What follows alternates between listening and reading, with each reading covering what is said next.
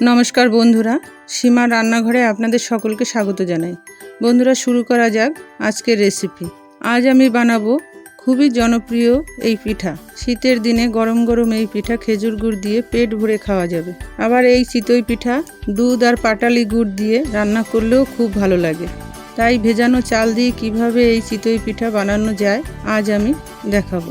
এখানে আমি 300 গ্রাম সিদ্ধ চাল ভালো করে ধুয়ে 4 ঘন্টা ভিজিয়ে রেখেছিলাম। 4 ঘন্টা পরে চালগুলো ভিজে একেবারে নরম হয়ে গেছে। এর মধ্যে আমি একটা বাটিতে গরম জল করে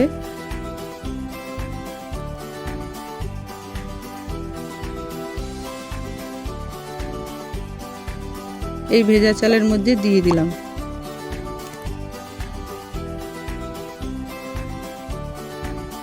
এবার একটা মিক্সি জারে অল্প অল্প করে চাল আর একটু করে জল দিয়ে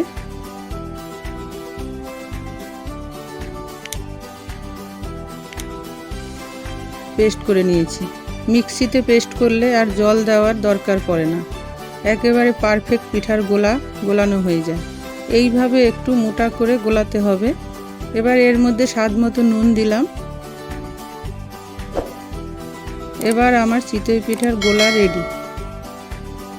এবার উনুনে এক মাটির চিতই পিঠার সাজ বসিয়ে ভালো করে গরম হতে দেব।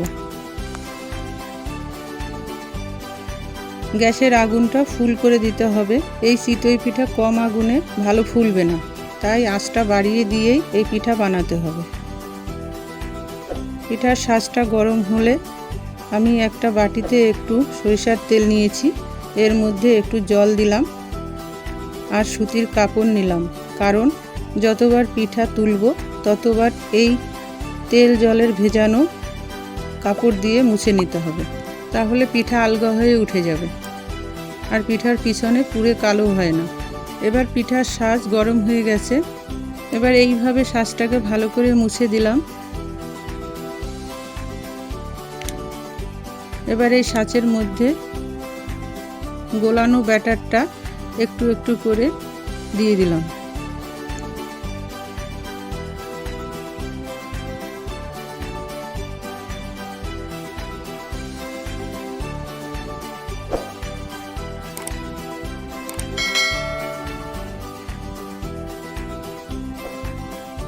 এবারে ঢাকনাটা আমি একটা থালার মধ্যে জল দিয়ে রেখেছিলাম। গরম ঢাকনা ঠান্ডা জলে রেখে দিলে ভালো হয়। এবার 5 মিনিটের জন্য ঢেকে দিলাম।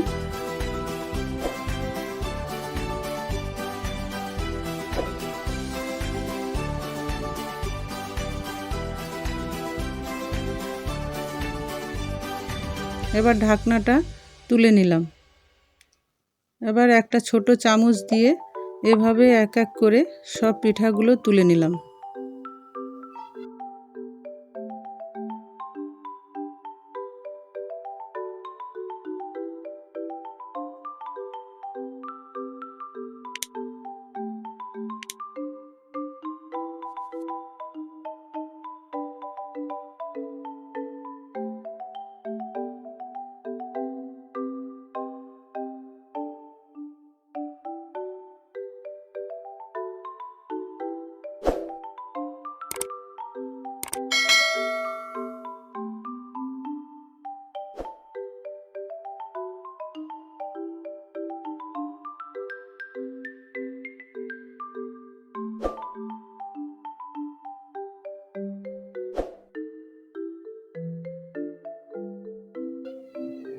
কি সুন্দরভাবে পিঠাগুলো উঠে গেছে, একটুও পিছনে কালো হয়নি।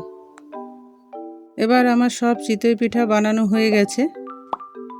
এবার এই চিতই পিঠা ঝোলা গুড় দিয়ে পরিবেশন করার জন্য রেডি। বন্ধুরা, আমার ভিডিওটা যদি ভালো লাগে তাহলে লাইক শেয়ার করতে ভুলবেন না। বন্ধুরা, আজ এই পর্যন্তই। আবার দেখা হচ্ছে পরের আরেক ভিডিওতে। ভালো থাকবেন।